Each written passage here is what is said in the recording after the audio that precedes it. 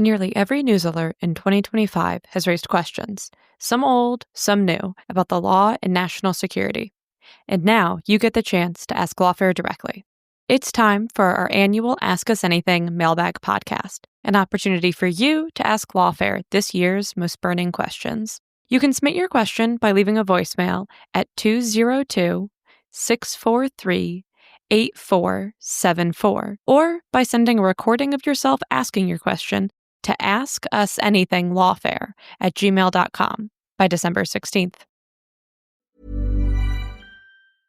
Hey friends, it's Nikayla from the podcast Side Hustle Pro.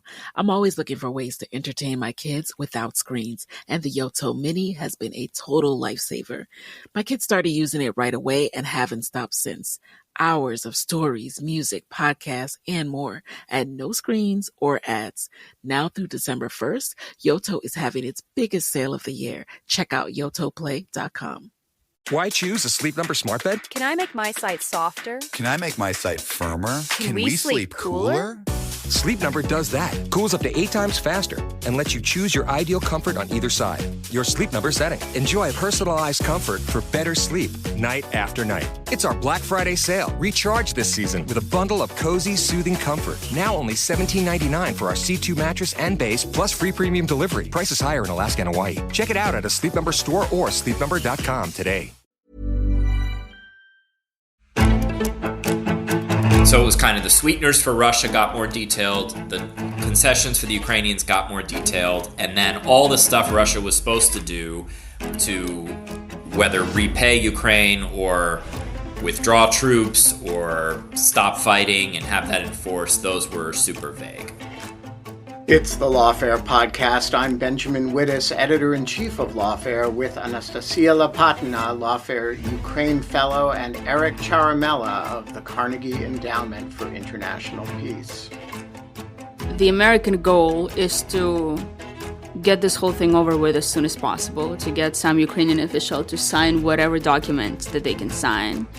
And, I mean, the crux of the Trump administration, to the best of my understanding, really does not seem to care all that much about what's actually in the document, as long as both sides sign it and they can sell it as a win.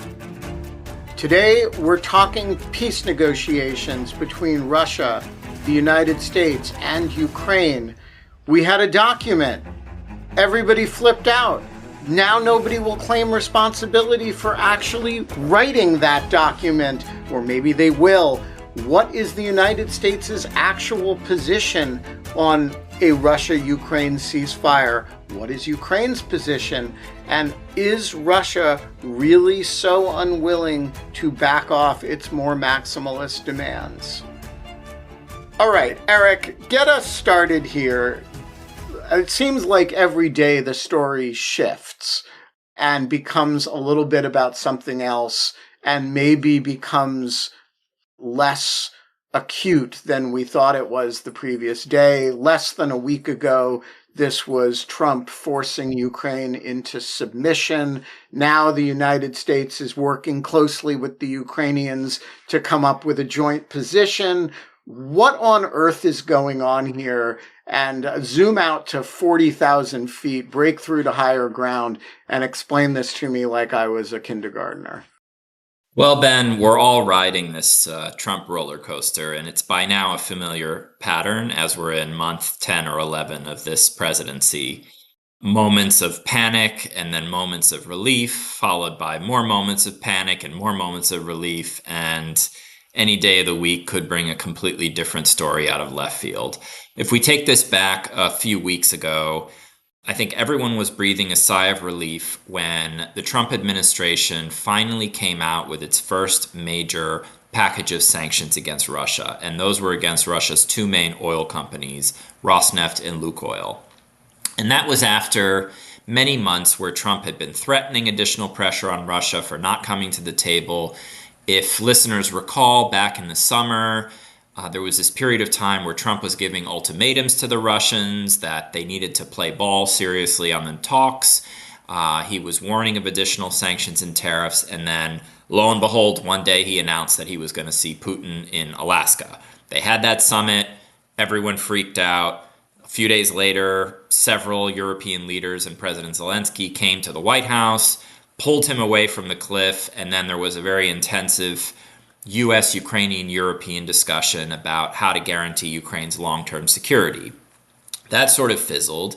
Then you had the Gaza deal. And I think that put a bit more wind in the sails of the administration to go back at this Russia-Ukraine problem set that they had not made any progress with. And of course, the assessment, it seemed, predominant assessment in the administration at that time was that Ukraine wasn't really the problem. Russia was the problem. Ukraine had moved significantly in its positions from the beginning of the Trump administration, especially after that disastrous Oval Office meeting in February. From the previous position, which was sort of rejecting a ceasefire in place, because it would lead to de facto territorial partition, so on and so forth, to fully embracing what was Trump's proposal, for a ceasefire. So the Ukrainians moved on that. They sort of signaled that they'd be open to some formulation on not seeking NATO membership, so on and so forth. They tried to be very flexible, and the Russians kept digging in and presenting, really aggressive demands over and over and over again.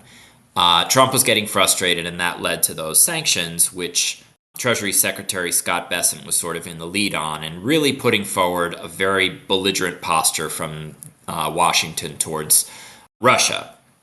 Within a few days, it was subsequently reported that Trump's envoy, previously for the Middle East and now for Russia and Ukraine, Steve Witkoff, was meeting with Russian officials and some Ukrainian officials in Miami, hammering out a new peace plan, and that was sort of revealed to the world last week in its first instantiation as very favorable to Russia, and as you noted, Ben, the subsequent flurry of activity from the Ukrainians and the Europeans has been designed to, remove or soften some of the provisions that are most unacceptable to Ukraine and to the Europeans, to get a little bit more specific on some of the provisions that are important to the Europeans, and to basically reframe the narrative around something that stems from some sort of joint U.S., European, Ukrainian position. So there was a flurry of meetings over the weekend in Switzerland, and then today, as we're recording, there are meetings in the Emirates between American and Russian, still unnamed Russian officials, with potentially Ukrainians there, kind of in proxy talks in another room or in another hotel, giving their input on the plan. So this is the roller coaster we're on. I mean, we can wake up in a few days and be in a completely different position, but I feel very badly for our Ukrainian colleagues who, in addition to fighting a war and dealing with the crisis on the front line every day, are having to navigate, which is something that is a highly erratic and emotional American foreign policy. It's very difficult to deal with that and to really understand whom you're negotiating with, what are you negotiating over, what is it that the United States really wants. And so I hope we can dig into that and some of the main issues that have been brought up in these plans as well. Nastya, let's start with the Ukrainian experience on that roller coaster, because Ukraine has had its own political crisis over the last couple weeks. And then on top of that, you basically had what appeared to be a sudden demand for capitulation to Russian maximalist demands by the parachuting in Steve Witkoff, which then there's an immediate American blow up about, okay, well, is this actually the U.S. position, or is this merely something that the Russians proposed? Is this actually the Trump administration's view? What is the Ukrainian understanding of this sequence of events? You're right that it has been an extremely turbulent and intense couple of weeks. Of course, because, as you've said, there is an ongoing political crisis here in Kyiv.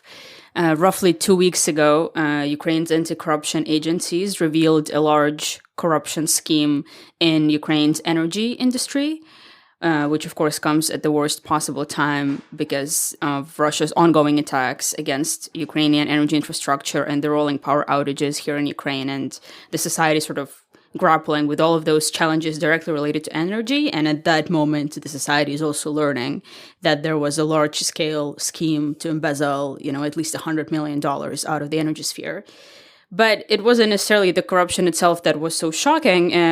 It was the fact that implicated in that scheme were some of Zelensky's closest friends and associates. Top officials in the Ukrainian government were implicated, including a number of businessmen, including a close friend of Zelensky with whom Zelensky co-owned his film production studio. And the scheme implicated two sitting now former, because they were fired, ministers in Ukraine, the Minister of Justice and Minister of Energy, as well as the former Deputy Prime Minister of Ukraine. So it was just this really huge deal. And it is undoubtedly, and I think it's still ongoing, the ramifications of it are still kind of sizzling. It is the biggest scandal of Zelensky's presidency and the biggest sort of crisis of his presidency. Possibly like the biggest after the actual full-scale invasion in 2022. And so, doing a bit of a meta reflection here, I, as a journalist, was sort of heads-on in that coverage, and I was paying very close attention to that, as was, I think, the vast majority of the country. And then, on top of that, suddenly, we started getting this strange reporting from foreign outlets about this peace plan, the 28 points peace plan. And I, to be frank, didn't even pay that much attention to it when it came out because, again, to be frank, it's not the first time when some sort of terrible deal is another peace plan. It's just another peace plan. Like, we've been here before. It's not the first time that the Americans look like they're trying to shove down Ukraine's throat some terrible plan. And so I sort of didn't even pay attention to it. And I started paying close attention actually last Friday, a bit late into the whole foreign kind of American discussion of the situation, because on Friday, President Zelensky released this address to the nation, which was quite dramatic, and it's a rarity. I don't remember when was the last time, I mean, if we don't count like a Christmas or a New Year's address to the nation, like sort of a crisis communication, okay, I need to talk to my people kind of address. I genuinely do not remember when was the last time this happened. So he releases that on last Friday, and he says that right now, and I'm quoting, is one of the hardest moments in our history, and Ukraine is under some of the heaviest pressure yet, and Ukraine may find itself facing a very tough choice, either the loss of our dignity or the risk of losing a key partner, either the difficult 28 points or an extremely hard winter, the hardest yet, and the dangers that follow. And so with that paragraph, he sort of opens this grand speech to the nation. And I remember sending the link of that to our work chat, being like, I'm scared. Because I genuinely, like, as a Ukrainian citizen, journalist head off, I was scared because it felt like he was about to announce something grand, right? Like, here we are at this historical crossroads. And so then I from that point on, I was like, okay, I really have to pay attention because this plan seems like it's a much bigger deal than any of the plans before.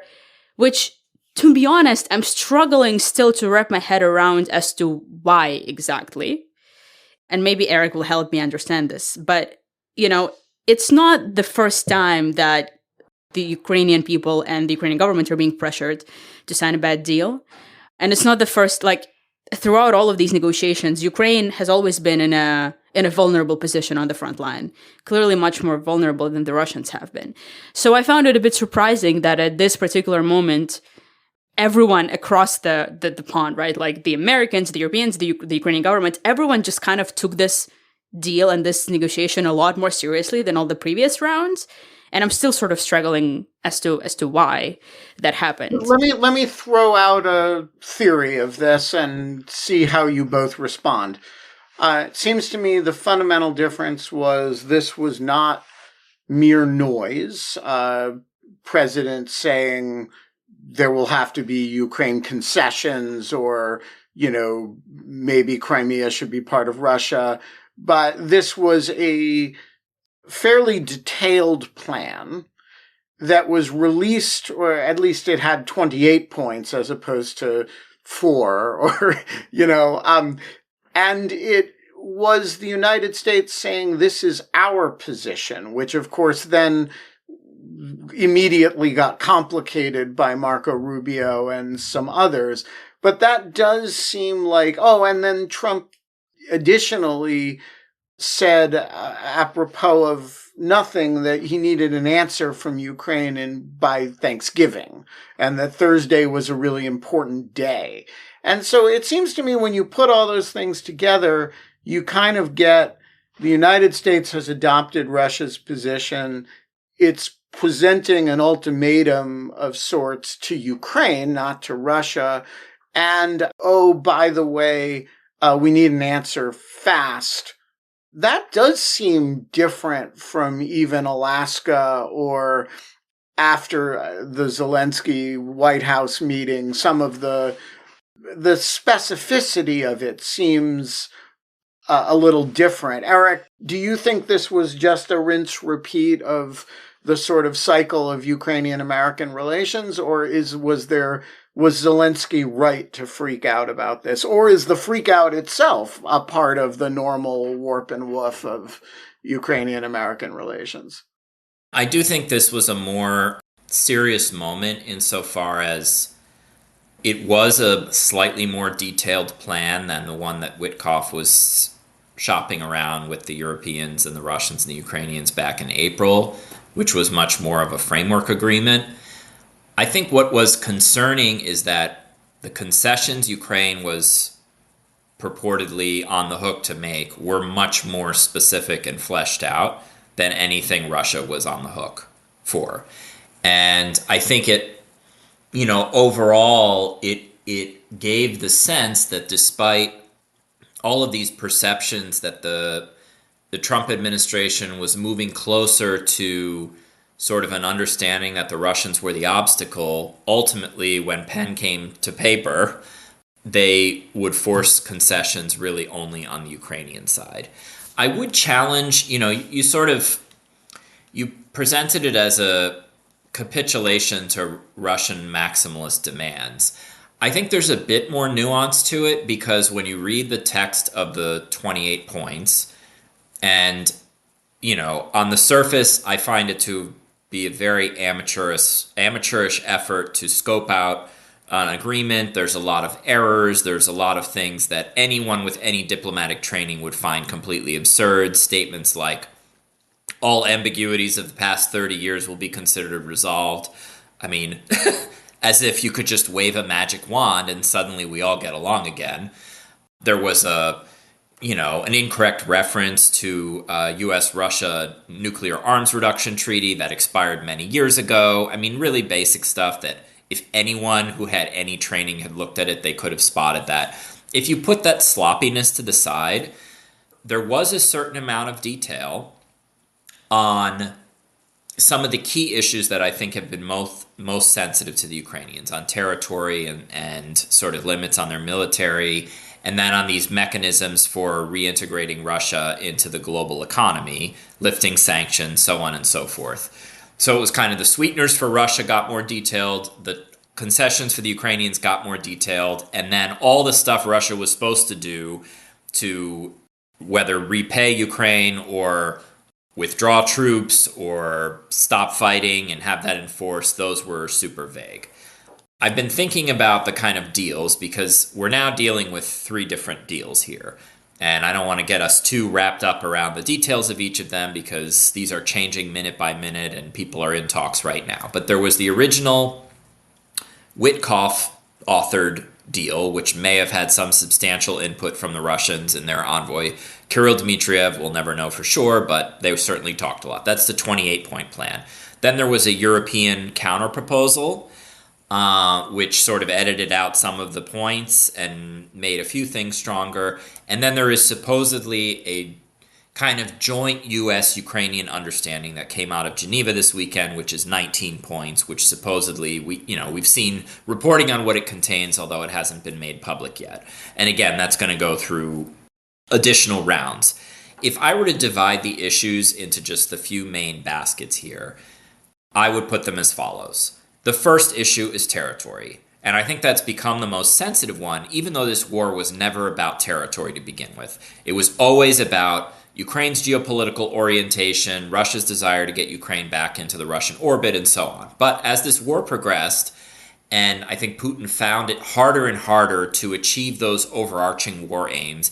He started to redefine success in a territorial manner. And that was particularly after his announcement in September 2022 that he was seeking to annex 4 additional Ukrainian regions, of which he didn't control the entirety of any of them. But then it became a bit of a war over territory. And the specific territory in question is the remainder of the Donetsk region, the cities of Slovyansk, Kramatorsk, which have been, the center of the Ukrainian resistance dating back to 2014. It holds an emotional role in the Ukrainian mindset for the Ukrainian military. These are well-fortified areas. It's often called the fortress belt of Ukraine. And what Russia wants is something that it has yet to achieve on the battlefield, which is to, via these negotiations and via American pressure, to force the Ukrainians to withdraw from this territory that they've fought tooth and nail to hold on to for, 12 plus years. So the original American plan had a Ukrainian withdrawal, would turn this into some sort of DMZ. The European counterproposal was that there should be a freeze on the current line. Again, we'll see how this works out, but I would say that's the hardest part. And it's interesting that the U.S. proposal kind of dove in and just sought to pressure the Ukrainians to just agree to the Russian plan. There's a few other small territorial issues that, we can come back to later, but that's the main one. The second issue, security guarantees, Ukraine's long-term security. It was very vague in the main document what it was that these security guarantees would contain, but there was allegedly a separate document with a little bit more detail, which sought to recreate, in some sense, Article 5 of NATO, which is that an attack on Ukraine would somehow be seen as, a threat to Ukraine's guarantor powers as well, and that they would take actions to meet this challenge, to include potential military action, although it's, again, very vague. Although the 28-point document sort of seems to say the opposite, that it would not be considered as an attack on the others. I would say that the 28-point plan left it quite vague. There were internal contradictions to this plan, too, if we really dig down and compare specific points to the others. It was more focused on how the guarantee would be invalidated if Ukraine did X, Y, and Z, launched missiles on... it was very silly how it was set up. But I think the main point to take away from the second security guarantee document is that it's entirely focused on this issue, on this question of a broader guarantee whereby external powers would come in and do something if Ukraine was attacked again. To me, that's very misguided because it misses what is needed in the interim, which is to help Ukraine build up a very robust military. And what I would have rather seen, and what I've written about many times, is some sort of structured cooperation and security assistance from the Americans and the Europeans to build up a credible defense and deterrence force for the Ukrainian armed forces. And instead, it just sort of waves a magic wand and says, well, we won't talk about that, but then in the future, if there's an attack, you just better hope we live up to this agreement where we're going to do something for you. And I think Ukrainians who have been skeptical about it and say it looks a little bit like a rehash of the Budapest Memorandum of '94 are right to worry about that. And again, I still have questions. Does this go through the Senate, or is it just an executive order? I mean, how is this enforceable? And if you don't have the interim steps to build up the Ukrainian military, then to me, it's hollow. That gets to the third major basket, which is the sort of limits placed on Ukraine's military capacity, which to me is, again, a very misguided way of thinking about this.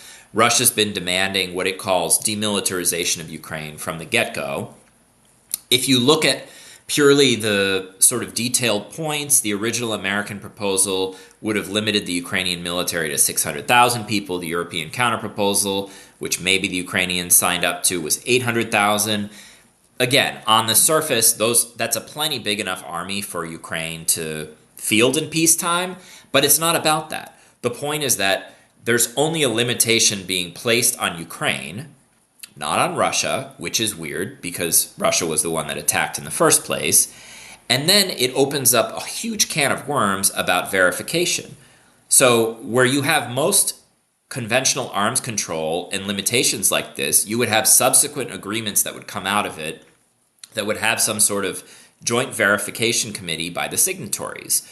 So does that mean Russia would be able to conduct intrusive inspections and complain about every little small detail? The Russians are amazing at doing this, about what Ukraine is doing, whether it's demobilizing fast enough, whether it's building X, Y, and Z weapon systems, so on and so forth. What is that structure going to look like? Because this is not just going to be some number on paper. Russia's going to want very strict enforcement mechanisms, which will be highly onerous on the Ukrainians, and will give the Russians a way to sort of lob complaints at them all the time.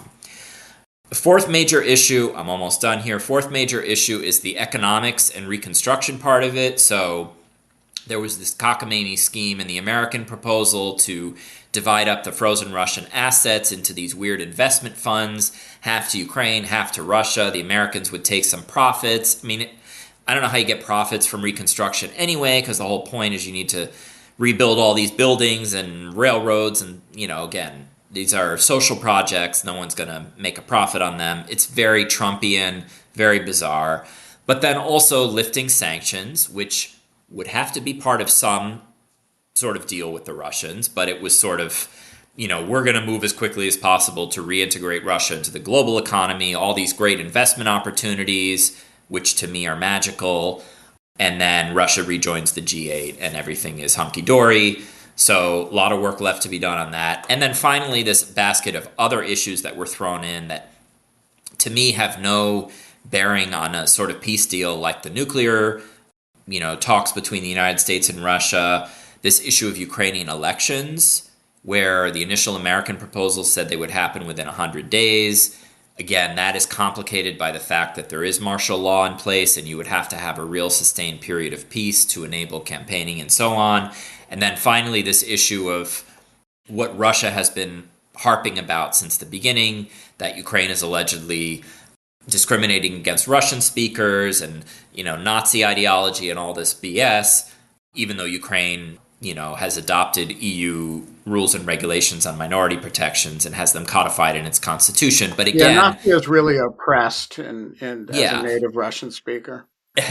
It's really, the structure of it is designed to force all of these domestically explosive concessions and issues on the Ukrainians while making Russia not on the hook to do very much of anything, even though the plan itself is, in my mind, it's certainly not a complete capitulation, because Ukraine would have a huge military and there would be some security relationship with the West and all that. But still, it is very, very lopsided, and I can see why the Ukrainians and the Europeans, for that matter, freaked out about it, because they were completely excluded from the original drafting of this. AI agents are everywhere, automating tasks and making decisions at machine speed. But agents make mistakes. Just one rogue agent can do big damage before you even notice. Rubrik Agent Cloud is the only platform that helps you monitor agents, set guardrails, and rewind mistakes, so you can unleash agents, not risk. Accelerate your AI transformation at Rubrik.com. That's RUBRIK.com. Hey friends, it's Nikayla from the podcast Side Hustle Pro. I'm always looking for ways to entertain my kids without screens, and the Yoto Mini has been a total lifesaver. My kids started using it right away and haven't stopped since. Hours of stories, music, podcasts, and more at no screens or ads. Now through December 1st, Yoto is having its biggest sale of the year. Check out yotoplay.com. Busy work weeks can leave you feeling drained. Prolon's 5-day fasting mimicking diet works at the cellular level to rejuvenate you from the inside out, providing real results that include fat-focused, sustainable weight loss with no injection needed. Next Gen builds on the original Prolon with 100% organic soups and teas, a richer taste, and ready-to-eat meals. Developed at USC's Longevity Institute and backed by top medical centers, Prolon supports biological age reduction, metabolic health, skin appearance, fat loss, and energy. Get 25% off plus a $40 bonus gift when you subscribe at prolonlife.com/start. That's prolonlife.com/start. All right. So before we get into zoom out to the big picture, Nastya, you wrote a piece on your Substack about the domestic Ukrainian politics of this, not of the proposal, but of the way Zelensky was using this to essentially require that people stop talking about about this ongoing corruption scandal. So talk to us about, how much of the Ukrainian side freak out here was tactical on Zelensky's part, that it's a very convenient time to have a crisis that requires everybody be unified, and how much of it was sincere, or was it both? I think it was probably a mix of both, but I agree that it was sort of a very convenient timing for Zelensky to seize this moment and attempt the same kind of rally around the flag as the administration did after the White House blow up between Trump and Vance and Zelensky back in the spring. But I think it's a lot harder to achieve the same rally around the flag effect now. And from my sort of just understanding, looking at my social media, at what the civil society actors are saying, I don't think anybody bought that. But also, just to explain what you're referring to, I did write a column describing how Zelensky is using this moment for his own political means, because the national address that I referenced earlier in the podcast, apart from saying that it was a very dangerous moment in Ukrainian history and Ukraine was facing this sort of historical moment when it might need to make a tough choice, a lot more of his speaking time of that speech was then spent on him calling for societal unity. And he was very frank about it. He was saying literally things like, I ask you to stop the squabbling, and I ask you to stop political games, and, I ask you for unity in the parliament. And all that seems reasonable if you do not take into consideration all of the domestic political context.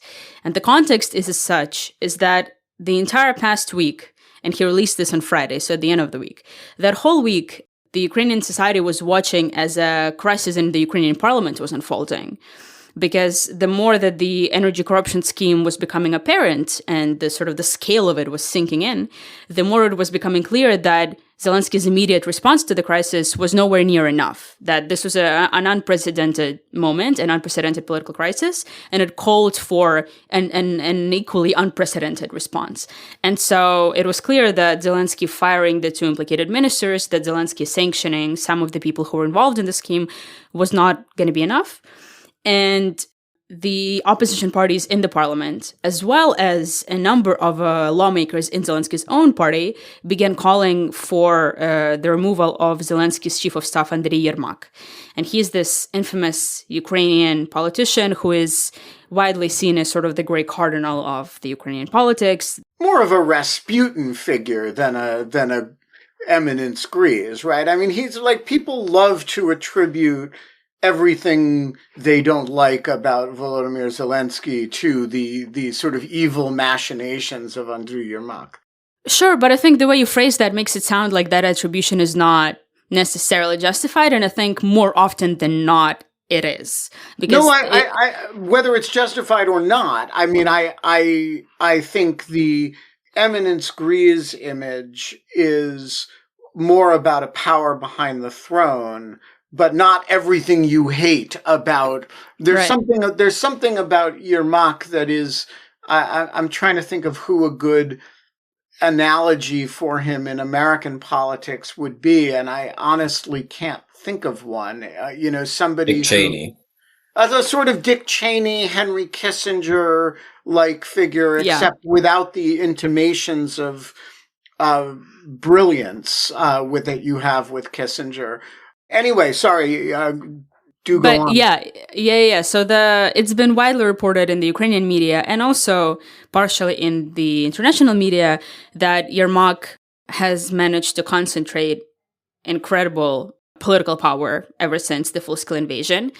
And this was not sort of an event of chance. he was allowed to concentrate this power specifically because Zelensky gave him power, right? Zelensky appointed him as the chief of staff, and through all of these various corruption scandals, through all of the demands of the civil society, diplomats, journalists to get rid of him because he's not effective, because he's potentially corrupt, because it's not democratic that an unelected official has such an outsized level of influence, Zelensky still kept him in place. And so he's seen as, the person without whom nothing of substance in Ukrainian politics ever happens. Like, you cannot really become a minister in the Ukrainian cabinet unless Yermak is okay with you becoming a minister. A significant bill cannot pass the Ukrainian parliament unless Yermak wants it to pass and allows it to pass. So he's really an extremely powerful figure. And the point is that last week, the Ukrainian parliament, the Ukrainian civil society, journalists, activists, diplomats in, back channels and off-the-record meetings, everyone was calling on Zelensky to fire Yermak and saying that would be the best response to the crisis, because everyone sort of understands that it's impossible that such a large-scale energy scheme could happen without him. And there was also some reporting that he, in fact, was directly implicated in the scheme. But Zelensky refused to do that. He, despite all of the pressure, he on Thursday told his party, the Servant of the People Party, the governing party, that he was not firing Yermak. He made that clear. And then on Friday, after the sort of the disappointment that decision caused, he goes out and gives a grand speech and calls for societal unity. And, I'm not going to say how it looks like, but I think listeners can tell that it looks a certain type of way, so much so that, I read one article by a leading Ukrainian outlet that said that, Zelensky saved Yermak in that moment. But more than Zelensky, it was probably Donald Trump who saved Yermak, because now there's this another crisis, a peace plan situation, and it's just amazing timing for Zelensky to sort of take that on and rally around the flag and say where we may be about to lose our dignity, let's quit the discussions about all of this stuff. Let's just be united. It's just very convenient, and so, yeah, that's the sort of domestic context of that. All right, so we've got some Ukrainian dysfunction going on here. Let's be honest, we also have some U.S. dysfunction here.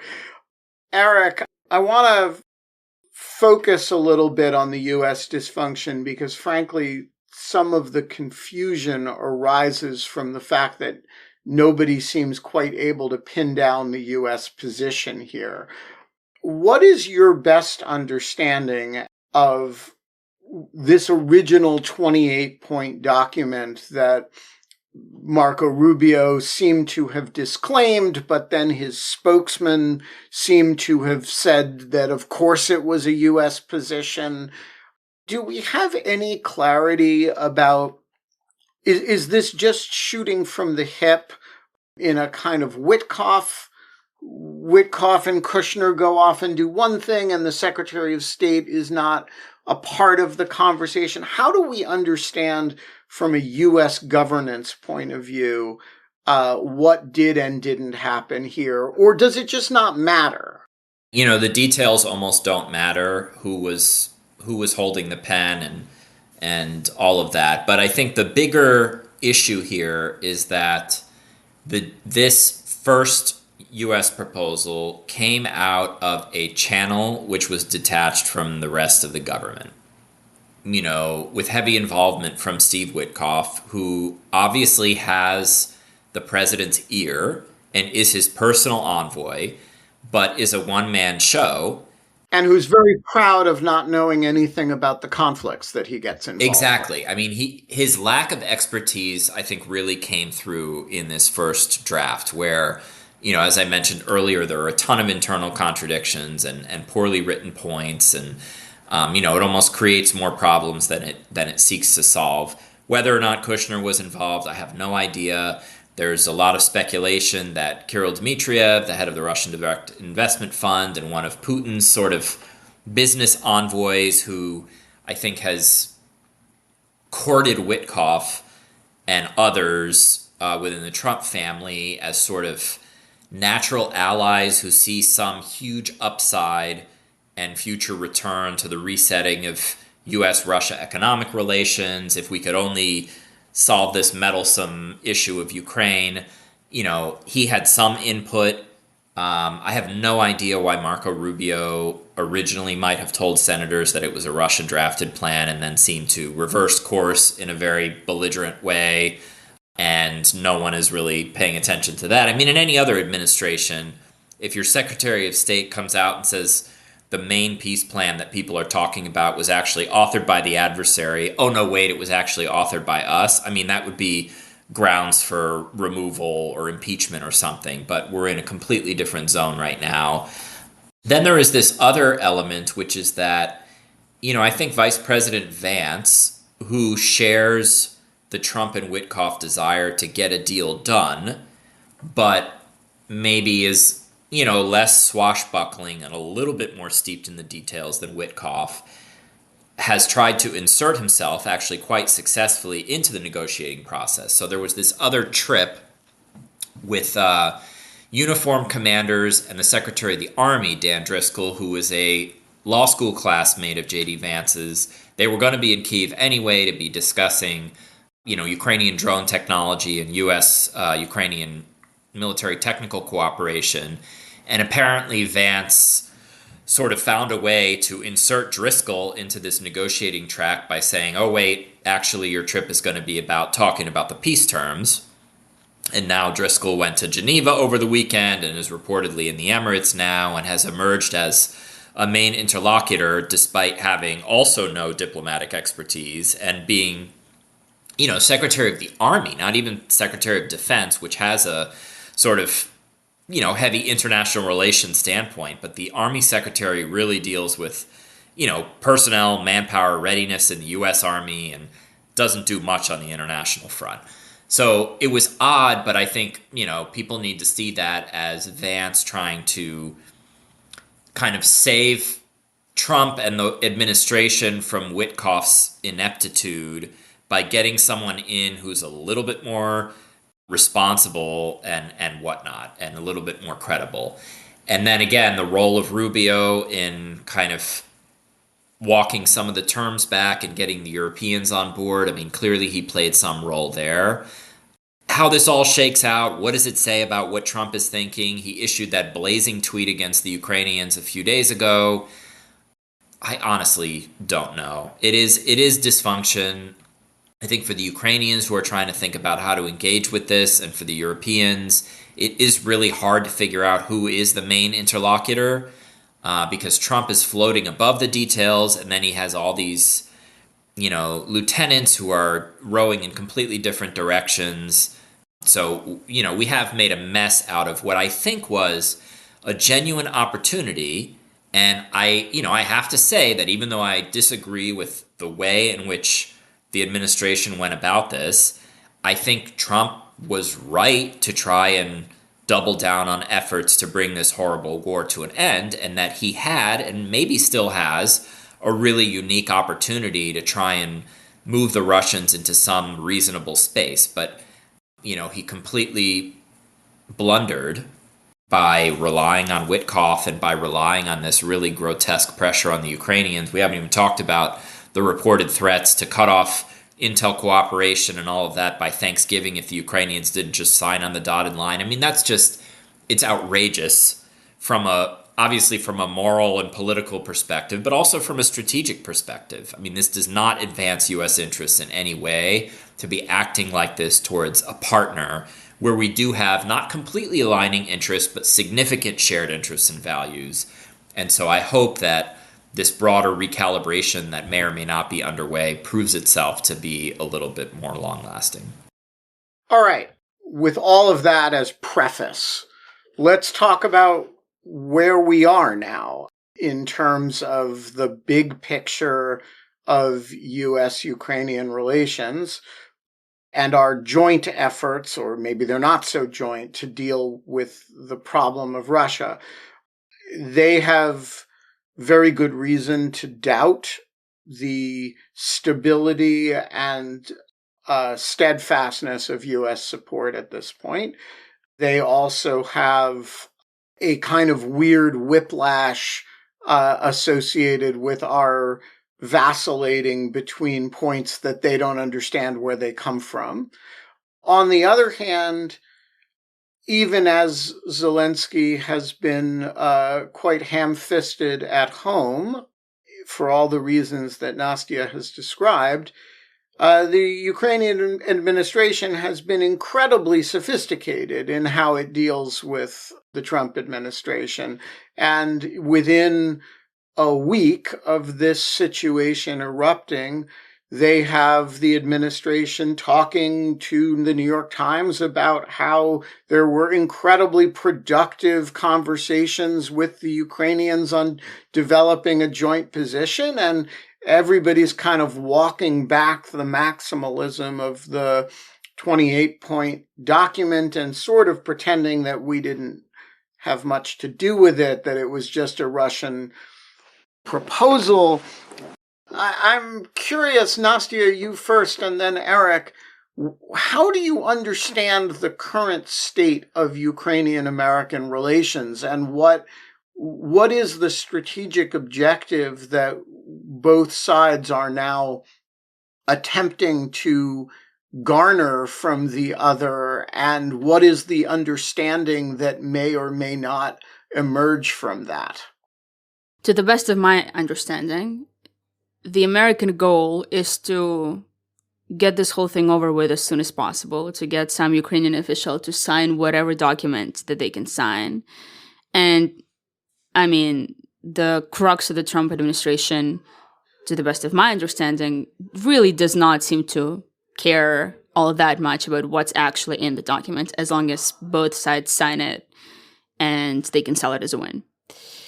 The Ukrainian side does not want to sign a capitulation because it can't, it just cannot do that because of societal pressure, because of a very real risk of widespread unrest in a country where a lot of people are mad, a lot of people have PTSD, and a lot of people have guns.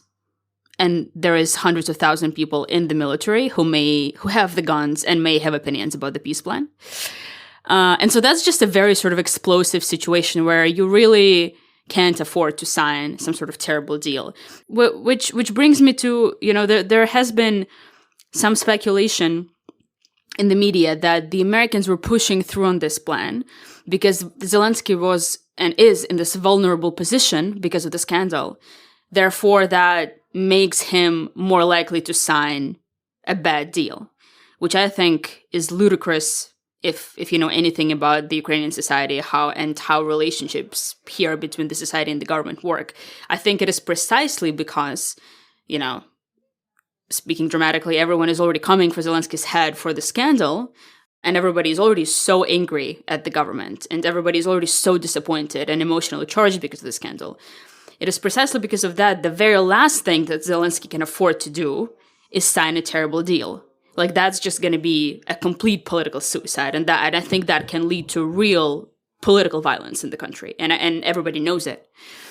And so Zelensky is kind of in this a little bit of an impossible position, but I think at the end of the day, like bird's eye view, I do think that this episode of negotiations was just another one of those dances that we've seen before, where I think, as you've said, Ukrainians, because it's not the first time that this is happening, have learned how to deal with this kind of thing, which is why now you have all of this reporting that some American official tells a journalist that the Ukrainians endorsed the deal, the Ukrainians supported the deal.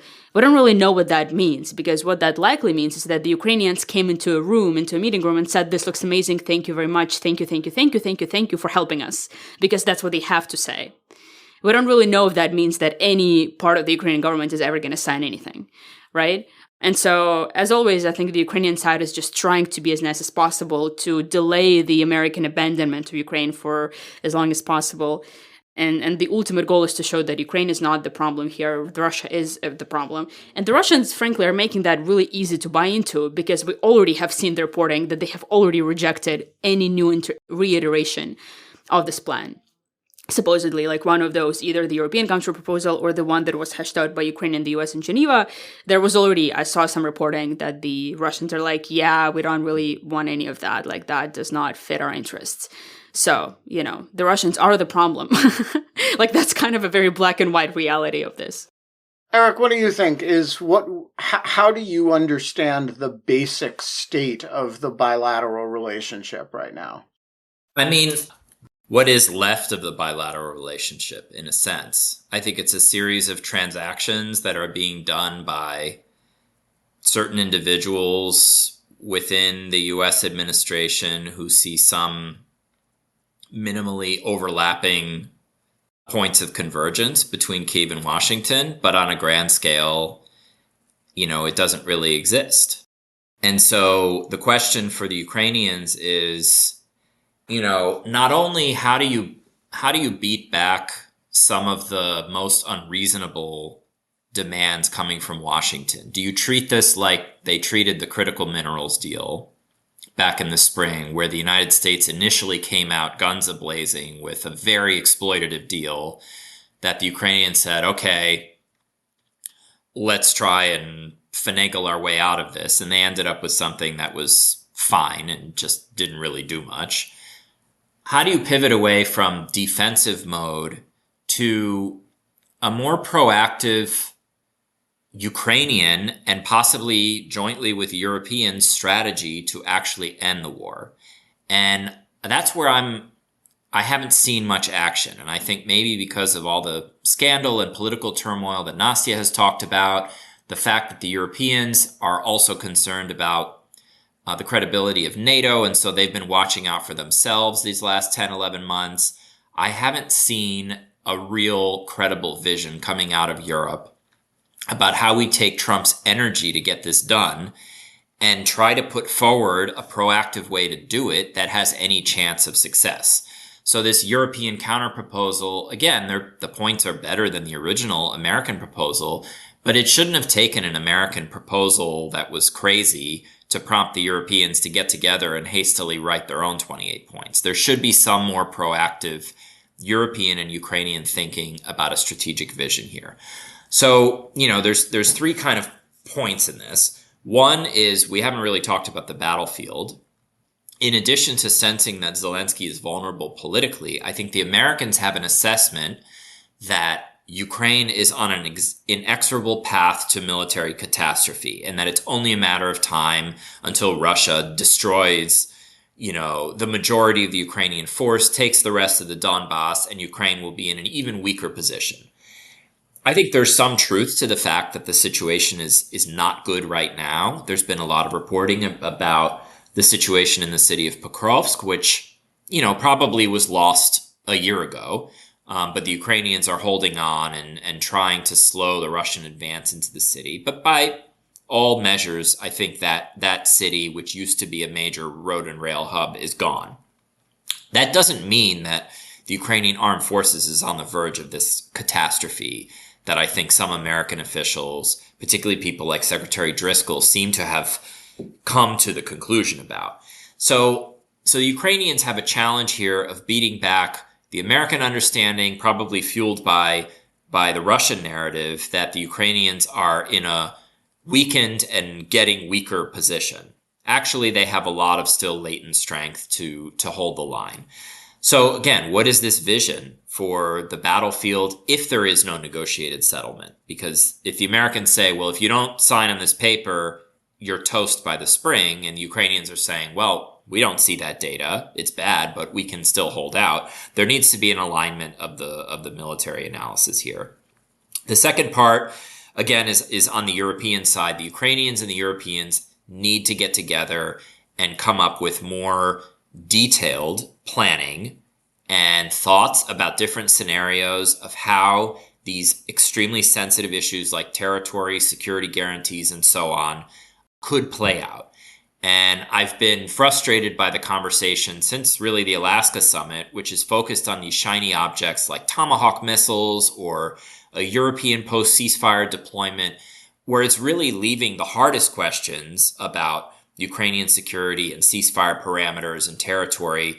It's just sort of magically wishing those things away and focused on things that are unrealistic and aren't going to solve the war anyway. So I would like to see more European and Ukrainian planning. And then finally, I think what this whole episode has revealed is that Russia still feels like it's in the driver's seat, and Putin doesn't feel any serious pressure, maybe not to come to the table, but to moderate some of these more extreme demands. Why should he? If he feels like he's winning, he feels like he now has Washington completely wrapped around his finger and buying into the Russian narrative about the terms of any peace.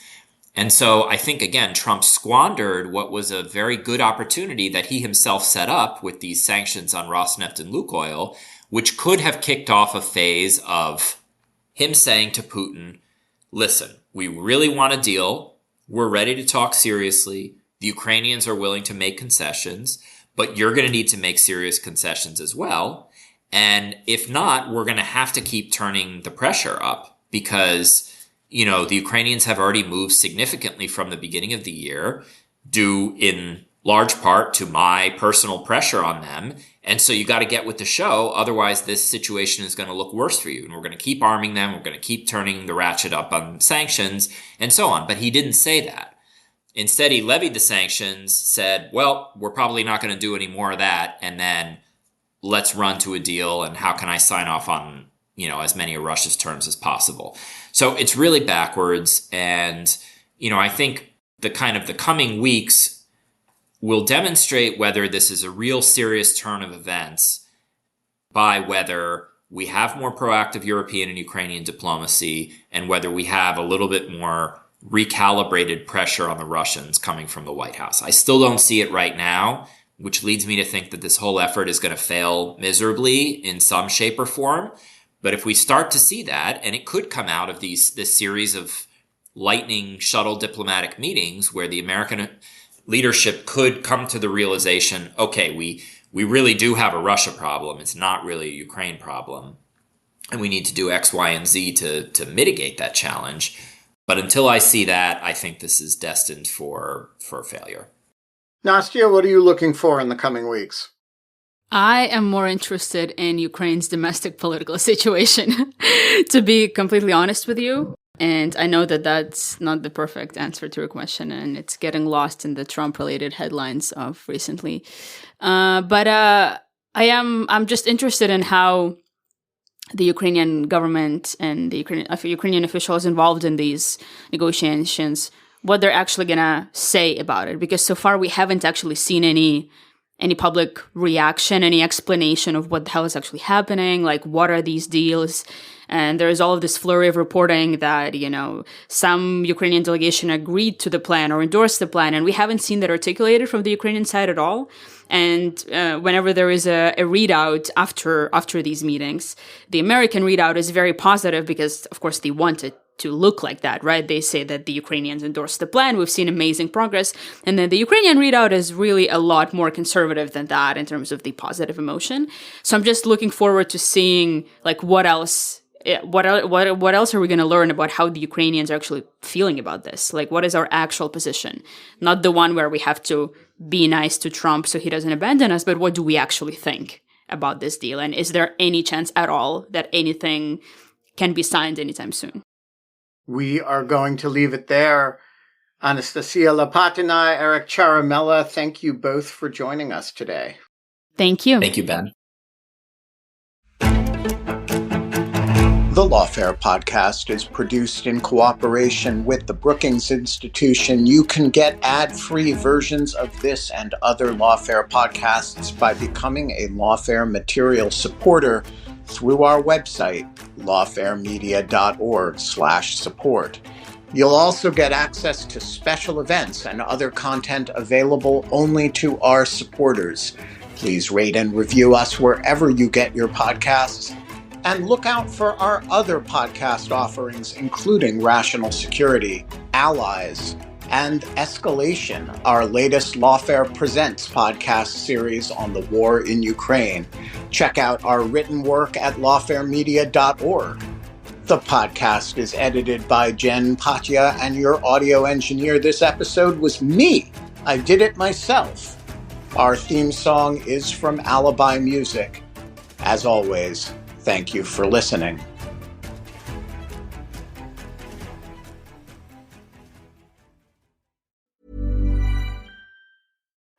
control of the numbers, and supercharge your small business. With Xero. That's Xero. With our easy-to-use accounting software with automation and reporting features, you'll spend less time on manual tasks and more time understanding how your business is doing. 87% of surveyed U.S. customers agree Xero helps improve financial visibility. Search Xero with an X or visit Xero.com/ACAST to start your 30-day free trial. Conditions apply.